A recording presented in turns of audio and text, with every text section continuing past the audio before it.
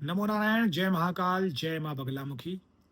सभी मेरे दर्शकों का बहुत-बहुत स्वागत है। मैं आशा करता हूँ आप सभी लोग स्वस्थ होंगे, आपकी आध्यात्मिक उन्नति आगे बढ़ रही होगी। आज मैं आपको बताऊँगा कि कैसे आप एक अच्छे और सच्चे साधक बन सकते हैं, कैसे आप तंत्र में जा सकते हैं, कैसे आप बिना गुरु के भी साधना के मार्ग में आगे बढ़ सकते हैं। अगर आप इस वीडियो में इस चैनल पर पहली बार आए हैं तो इस वीडियो को पसंद आने पर जरूर लाइक करिएगा, बेल नोटिफिकेशन को भी दबाइएगा ताकि नेक्स्ट वीडियो का नोटिफिकेशन आपको जरूर मिले। मेरा आज का टॉपिक है कि बिना गुरु के आप कैसे तंत्र की शिक्षा ले सकते हैं, दीक्षा ले सकते हैं और आगे बढ़ सकते हैं। सभी मंत्रों का कैसे जाप कर सकते हैं। देखिए, मंत्र दो प्रकार के होते हैं, फिर से आपको समझा देता हूं जिन्होंने पहले के वीडियो नहीं सुने हैं। बहुत टाइप के मंत्र है लेकिन मैं सिर्फ दो ही मानता हूं, एक वाम मार्गी और दूसरा दक्षिण मार्गी।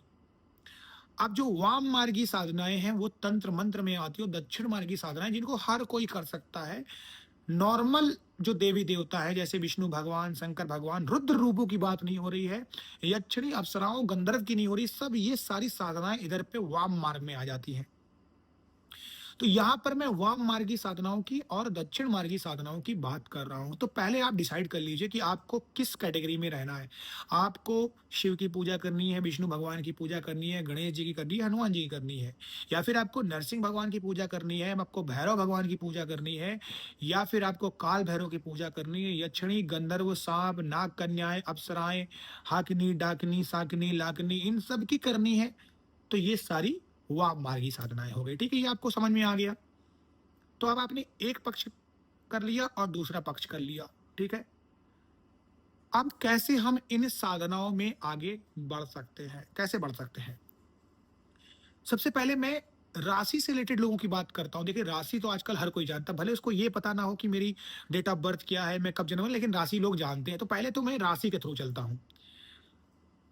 वृषभ राशि को छोड़कर, वृषभ और तुला इन दो राशियों को छोड़कर अगर आप किसी और राशि के हैं, आप मेष राशि के हैं, और अगर आप सिंह राशि के हैं, आप वृश्चिक राशि के हैं, आप धनु राशि के हैं, आप कर्क राशि के हैं, तो आप फिर दक्षिण मार्गी साधनाओं में जाइए, क्योंकि आपका गुरु बृहस्पति स्ट्रांग होगा। आपके जो रूलिंग डेटी बनेंगे वो बनेंगे नारायण। और अगर आपकी शुक्र से रिलेटेड राशि है, चलिए वृषभ को भी धर लेते हैं। तुला वृषभ तुला कन्या मिथुन मकर कुंभ, ये सारी राशि अगर शनि से रिलेटेड भी है तो भी आप फिर वाम मार्गी साधनाओं में आ जाएंगे। तब आपके रूलिंग जो डेटी बने वो बने भैरव जी। ठीक है, तो एक नारायण एक महाकाल, अलग अलग साधनाएं हैं, इन तरीके से आप कर सकते हैं। दूसरा, आपके अंदर से किसकी आवाज आ रही है कि आपको तंत्र में जाना है कि आपको दूसरी साधनाओं में, वैदिक साधनाओं में जाना है, यहां से भी आप पता कर लेंगे।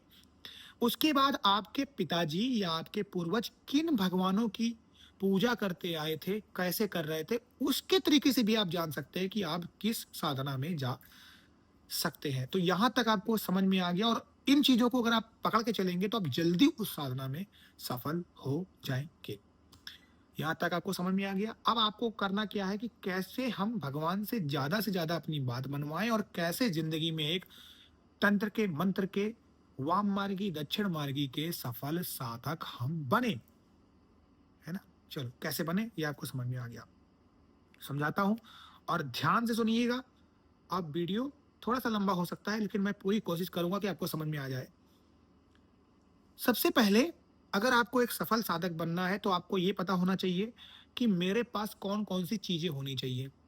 जिस जगह पे आप बैठे हैं तो सबसे पहले वो है आपका पृथ्वी तत्व, नीचे आपके जल तत्व है, ऊपर आपके आकाश यानी पाताल तत्व है, आपका आपके आसपास इर्द गिर्द हवा है। आपको जल तत्व यानी जमीन के नीचे तो आप जा नहीं सकते, आपको एक जल तत्व की ज्यादा जरूरत पड़ेगी और अग्नि तत्व की जरूरत पड़ेगी क्योंकि ये नहीं मिल पाता है। तो कोशिश करें पूजा साधना में एक दिया अपने सामने जलाएं और एक पानी का गिलास रखें, यानी दोनों तत्व भी आपने ले लिया। तो पहला चरण है आप एक सच्चे साधक बनने के। दूसरा, जब भी आप साधना करें तो कोशिश ये करें कि आप अपने नीचे एक आसन बिछाएं, वो है ऊनी। तीसरा, कभी भी आप कोई साधना करें, कुछ भी करते हैं, तो आपकी जो ये माला है, ये तो खैर ये तो मेरी वैसी माला है, आपकी जपने वाली माला होती है तो कंठी माला है, ठीक है? जपने वाली माला जो होती है वो हल्की पतली होती है। किसी भी भगवान की अलग-अलग मालाएँ होती हैं तो उसको आपको दिखाना नहीं है, गौमुखी के अंदर रखना है, ठीक है? माला को आप अर्चना साधना करते समय 5 मिनट अपने शरीर से पहन सकते हैं, 10 मिनट पहन सकते हैं, फिर उतार देना। कोई आपकी माला को छुए ना और कोई उस माला से मंत्र जाप ना करे, तब भी आप एक सच्चे साधक बनेंगे। अब आते हैं अगली बात, सबसे पहले गणेश जी से आपको परमिशन लेनी है, उसके बाद अपने गुरु से परमिशन लेनी है, उसके बाद आपको अपनी कुल देवी-देवताओं से परीक्षण लेना सॉरी परमिशन लेना है, आज्ञा लेनी है, अनुमति लेनी है, फिर आपको साधना में बढ़ना है। उसके बाद डेली आपको साफ-सफाई का अपने मंदिर पे ध्यान देना और आपको अपने ही हाथ से करना, यानी आपके मंदिर को कोई ना छूने। तो मैं इसलिए आपको सारी चीज़ें बता रहा हूँ पूजा के नियम, क्योंकि साधना करने से पहले जब हम किसी पे उँगली उठाते हैं तो हमारी तरफ भी उँगलियाँ उठती हैं।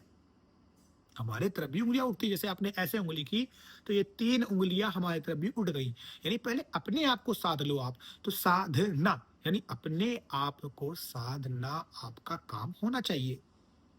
तो ये आपके पूजा के नियम होते हैं।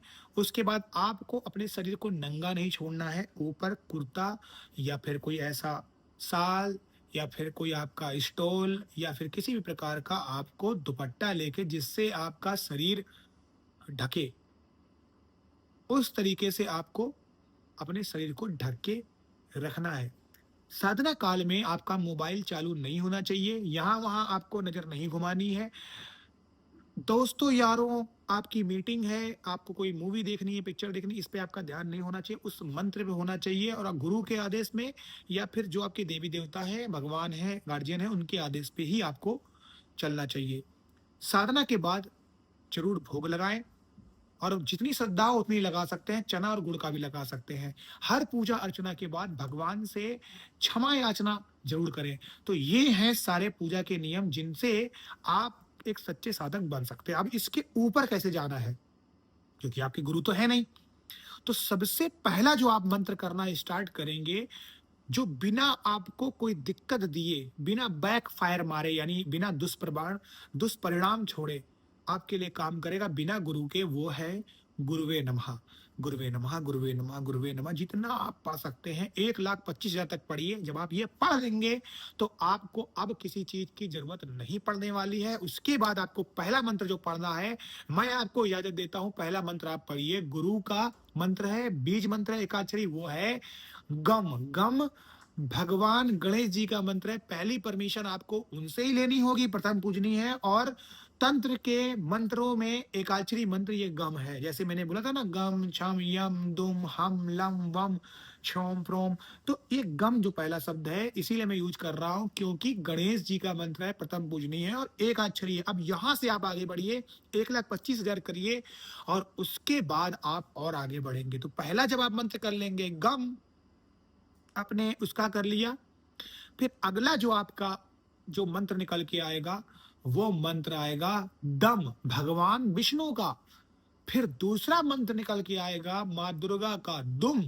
धीरे धीरे आपकी एनर्जी को मैं बढ़ा रहा हूं, पावरफुल कर रहा हूं। फिर आप मंत्र करेंगे राम, फिर मंत्र आप करेंगे रोम, यानी एक एक सूर्य का, एक शिव भगवान का। फिर आप करेंगे ह्रीम, यानी माँ भुवनेश्वरी का मंत्र करेंगे। उसके बाद आप जो मंत्र करेंगे वो करेंगे क्लीम। ये मेरा आज का वीडियो बनाने का मकसद यही था। एक श्रीमान जी ने मुझे कमेंट किया था कि आप क्लीम की दीक्षा लेते हैं, और एक श्रीमान जी ने मुझे ये भी कमेंट किया था कि क्या आप, व्हाट्सएप में भी किया था कि क्या आप उसकी सामग्री देंगे। बहुत जल्दी आपको साधना की चीज़ों की सामग्री मेरी वेबसाइट पे अवेलेबल मिलेगी। गुरु दीक्षा की भी सारी चीज़ें आपको मिलेगी। आप वहाँ से अपना अपॉइंटमेंट बुक कर सकते हैं, गुरु दीक्षा ले सकते हैं, सामग्री ले सकते हैं। तब आप क्लीम मंत्र करेंगे। जब ये मंत्र भी हो जाएगा फिर आप क्रीम करेंगे, ह्लीम करेंगे, हलरीम करेंगे, धीरे धीरे आगे बढ़ते चले जाएंगे। तो ये सारे नियम आपको अपनाने हैं। फिर आपको एक सच्चा साधक बनने से, चाहे तंत्र का हो, मंत्र का हो, वैदिक हो, धार्मिक हो, पौराणिक हो, वाम मार्गी हो, दक्षिण मार्गी हो, कोई नहीं रोक सकता है। इसी के साथ मुझे इजाजत दीजिएगा। आप सभी लोग खुश रहें, स्वस्थ रहें और आपकी आध्यात्मिक उन्नति होती रहे। नमो नारायण, जय महाकाल, जय मंगलम की।